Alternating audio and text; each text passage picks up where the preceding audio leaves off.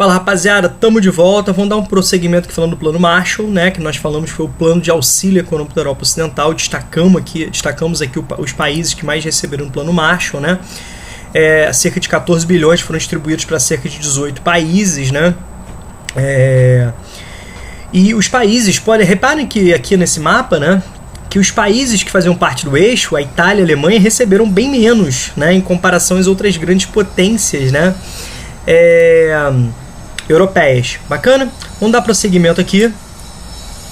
Vamos falar um pouquinho sobre o plano Marshall, tá bom? Queria que agora vocês analisassem esse mapa aqui, por favor. Queria que vocês analisassem esse mapa aqui comigo. Deixa eu colocá-lo aqui maior, que eu acho que vai favorecer a visualização de vocês e tal. Bacana, então aqui nós temos, galera, olha só, os países da Europa Ocidental, tá? Certinho? Reparem que aqui eu estou falando dos países que faziam parte da cortina de ferro, a porção oriental, né, da Alemanha, beleza? A porção oriental da Alemanha que a gente viu, né? Polônia, Tchecoslováquia. Gente, a Tchecoslováquia, né, ela foi fragmentada no contexto inicial da década de 90, depois da queda da União Soviética, né, dando origem a dois países, né, República Tcheca e Eslováquia. Esse processo de fragmentação recebeu o nome de Revolução de Veludo, uma vez que foi de uma forma pacífica, né? Essa fratura foi de uma forma pacífica, diferentemente do que aconteceu em outras regiões, como por exemplo da Iugoslávia, tá? A Hungria, Romênia e Bulgária, tá legal? Rômulo, e a Iugoslávia aqui, então, o que acontece, galera? A Iugoslávia, né, através da liderança do general, né, Joseph Broz, conhecido como Tito, né, um herói de guerra, o cara que vai liderar as tropas, né, contra a presença nazifascista no território, e com isso, Tito, após a Segunda Guerra Mundial, ele consegue de fato, né, criar uma certa identidade de um país multiétnico, multicultural, multilinguístico, até mesmo, né, com grandes divisões religiosas. Bacana?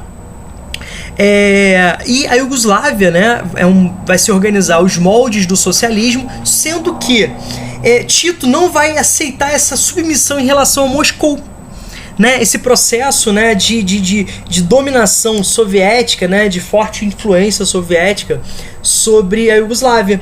Então, a Iugoslávia vai se apresentar com uma situação bem interessante, né, uma região socialista, só que progressivamente ela foi se afastando da dominação soviética. Interessantíssimo, né, fazia parte do bloco socialista, mas não do bloco soviético em si, né, interessantíssimo isso. Bacana?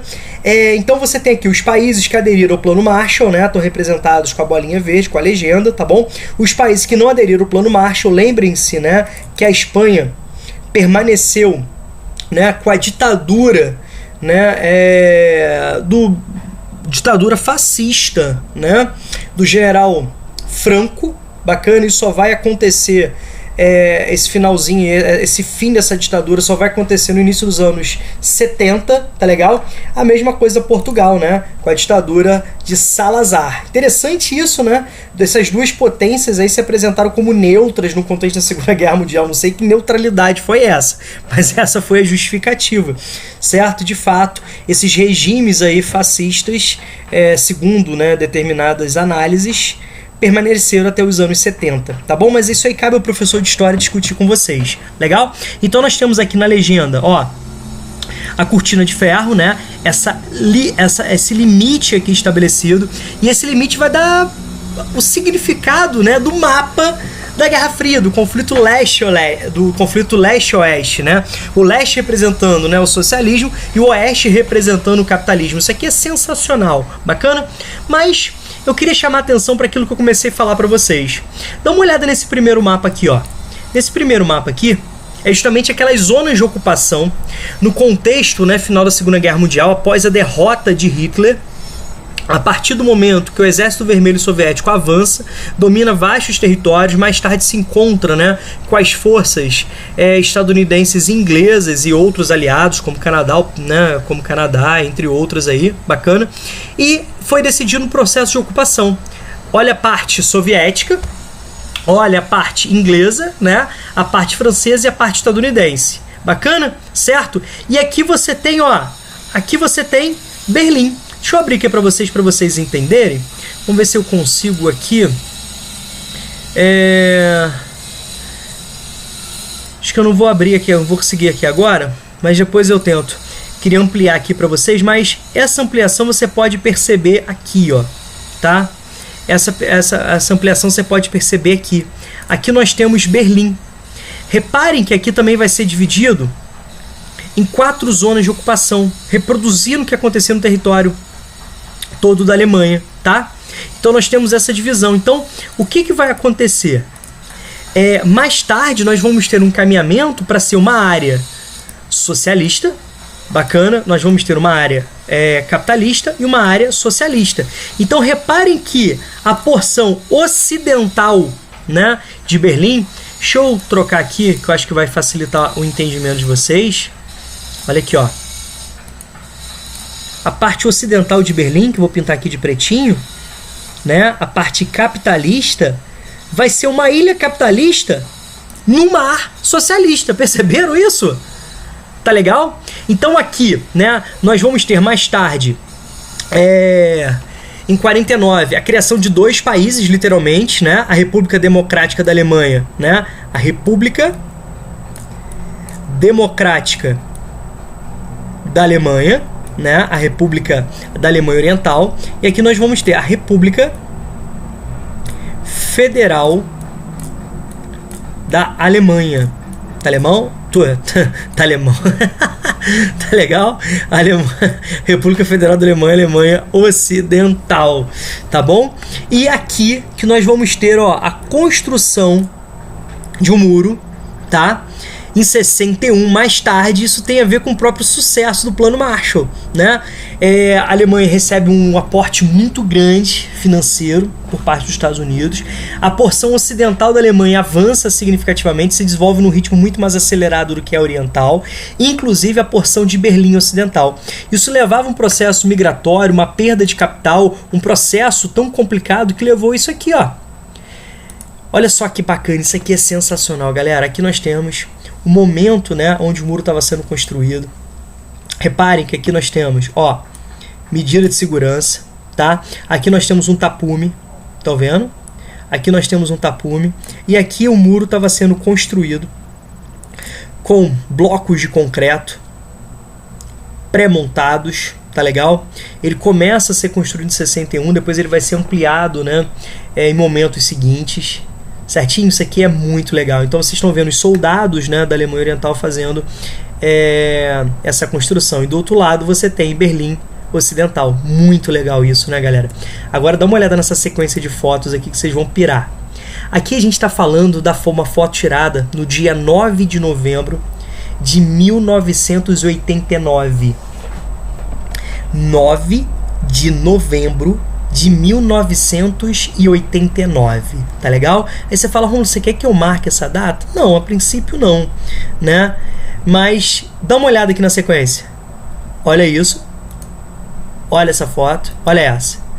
O que saiu e o que entrou nessa foto? Isso aqui é sensacional. Olha o que você tinha aqui. Olha o que você tinha aqui. Bacana. Olha o que você tinha aqui. Bacana? Olha o que você tinha aqui. Agora, olha o que permaneceu e o que mudou. Cadê os soldados? Cadê a bandeira? Bacana? E olha a população tomando conta. Isso aqui é o dia 10 de novembro de 1989, onde nós temos a simbólica queda do Muro de Berlim. O Muro de Berlim é visto como o principal símbolo da Guerra Fria. Ali onde você vê a concretude dessa divisão de um mundo bipolar, tá legal? Que é o fim desse bloqueio, dessa barreira, deixa claro para o mundo que a União Soviética era doente, mas estava em estágio terminal, tá? Eu não gosto muito de dizer que a Guerra Fria terminou aí, por quê? Se a Guerra Fria é um conflito indireto, né, entre duas superpotências, por mais que uma superpotência estivesse, né, no hospital acamada, entubada, a gente não poderia fazer essa previsão que ele ia morrer. Então a gente está falando de 89 e o fim da União Soviética só acontece, né, em dezembro de 1991. Né? A assinatura foi no dia 25 de dezembro. com a fragmentação da União Soviética e a criação das suas 15 repúblicas, né, no local do território soviético, tendo a Federação Russa, né, a atual Federação Russa, como a principal herdeira do espólio soviético. Tá legal? Bacana em termos de poderio geopolítico, econômico, né? Territorial, né? De potencial produtivo, comercial, tecnológico, tá bom? Certo? Então isso aqui é sensacional. Então, de vez em quando aparecem questões relacionando o Plano Marshall ao contexto da Guerra Fria, mas tendo como ponta, né, de lança aí, como eixo temático principal, a Alemanha. Isso é muito importante, tá legal? Certo, galera? Então, espero que vocês tenham conseguido identificar, né, o aporte econômico do Plano Marshall, contexto de Guerra Fria, a Alemanha aí no coração dessa fratura, né, política ideológica que marcou a Guerra Fria, certo? Que levou a um processo de separação dos países. Gente, isso é muito sério. Esse mapa aqui permaneceu até 1990. Tá?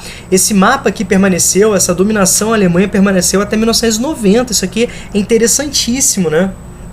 Bacana, então, isso aqui é um assunto geopolítico extremamente importante. Eu gostaria que vocês conseguissem, né, com uma certa clareza, relacionar alguns acontecimentos, né, que diz respeito à Alemanha da Guerra Fria, a fragmentação territorial, o Muro de Berlim, tá legal? Todo um processo de desenvolvimento discrepante com o plano, né, uma relação com o Plano Marshall. Embora o Plano Marshall, né, tenha tido uma vida relativamente curta, né? Ele findou ali no início dos anos 50, mas a gente pode perceber que essa relação, né, de aporte econômico, de apoio político-econômico capitalista na Alemanha permanece, tá bom? Algo que vai se reproduzir também em outras partes do globo, como por exemplo na Ásia. A gente vai falar um pouquinho sobre isso também quando nós falarmos sobre o Plano Colombo, tá bom? Beleza?